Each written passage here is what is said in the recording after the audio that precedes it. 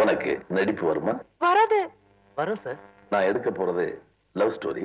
நிறைய love scenes எல்லாம் வரும். வரக்கூடாது. வரட்டும் சார். வெக்கப்படாம நடிப்பியா? நடிக்க மாட்டார். நடிக்கிறேன் சார். ஹீரோயினோட நெருக்கமா டூயட் எல்லாம் பாடணும். பாட மாட்டார். பாடுறேன் சார். ஹீரோயின் கூட டான்ஸ் எல்லாம் ஆடணும். ஆடுறேன் சார். ஐயோ. You are selected. Best of luck. Thank you sir.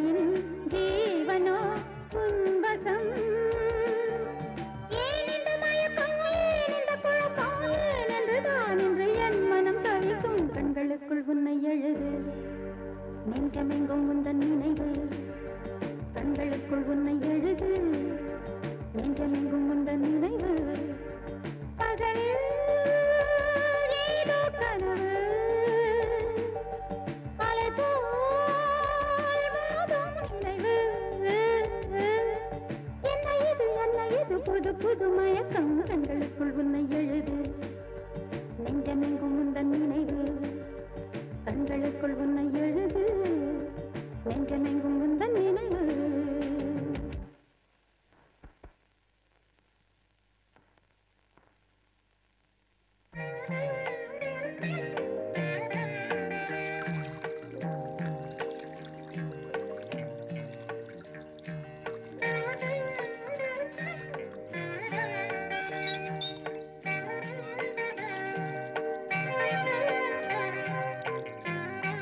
Good மார்னிங்க. நீங்க எங்க திடீர்னு மறுபடியும்? அப்பா அம்மா யாராவது? யாரும் இல்லைங்க. நீங்க மறுபடியும் மன்னிப்பு கேட்க வந்தீங்களா? எதுக்குங்க மறுபடியும் மன்னிப்பு? நாம தான் ஒரு வழியா அந்யூன்யம் ஆயிட்டுமே. நான் உங்ககிட்ட இருக்க என் போட்டோ வாங்கிட்டு போலான்னு வந்திருக்கேன்.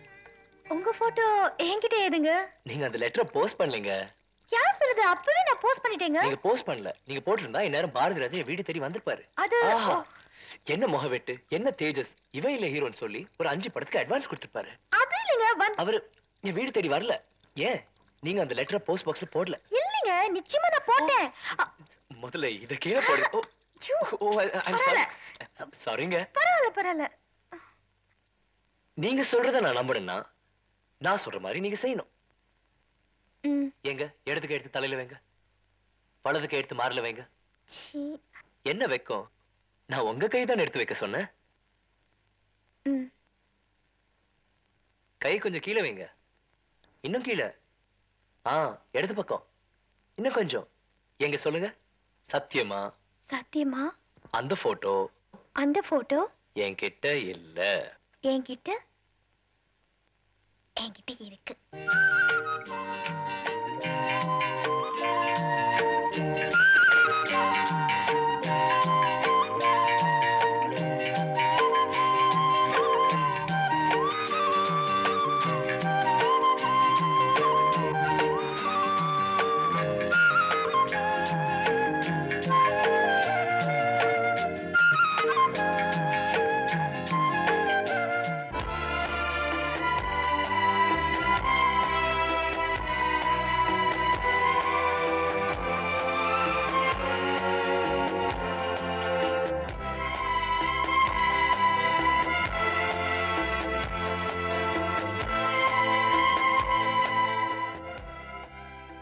என்ன புக் இது?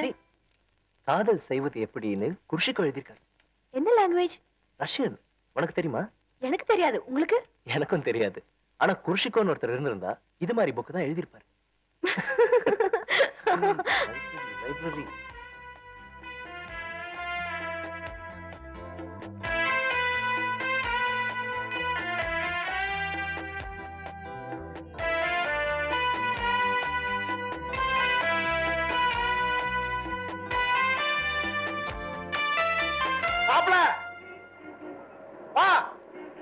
நிறைய சமாச்சாரம் இருக்கு, பேசிக்கிட்டே போலாம்.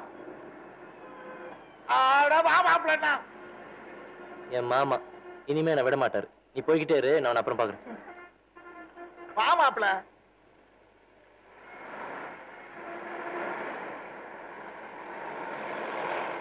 மாமா நீங்க வீட்டுக்கு போங்க, பின்னாடியே நான் வந்துடுறேன். அட வா மாப்பிள. யாரு? கைய கொடு. அரிசி தீர்ந்து போச்சுன்னு உன் அம்மா கடலாசி போட்டுருந்துச்சு. அதான் அரிசி மூட்டையோட வந்துட்டேன். அதோட உங்களையும் பார்த்துட்டு ஒரே முட்டா நம்ம குடும்ப விவகாரத்தையும் பேசிட்டு போயிடலாம் பாரு. ஆமா, பஸ்ல கிஸ்ல போகாம இப்படி நடந்தே போயிட்டு இருக்க. பஸ்ல போனா குறிப்பிட்ட நேரத்துல குறிப்பிட்ட இடத்துக்கு போக முடியாது மாமா. ஒரு நல்ல வேலை கிடைச்சிருச்சுன்னா மோட்டார் சைக்கிள் வாங்கலாம். வேலை கிடைச்சதுக்கு அப்புறம் தான் மோட்டார் சைக்கிள் வாங்கணுமா? என்கிட்ட சொல்றது. இந்த மாமா எதுக்கு இருக்கா? சொத்து எதுக்கு இருக்கு?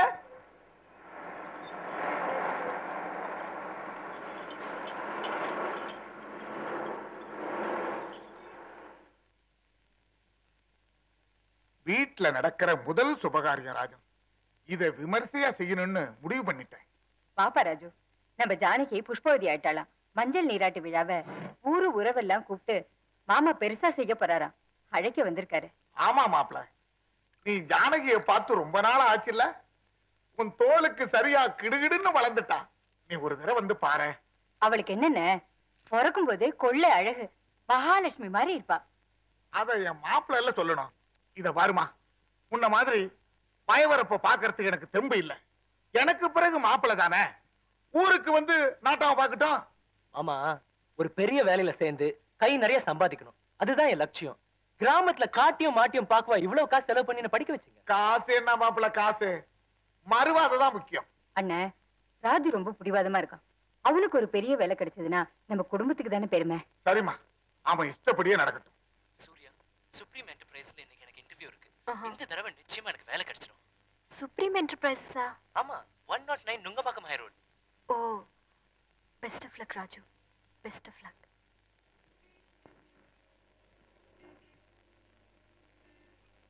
சாக்லேட்.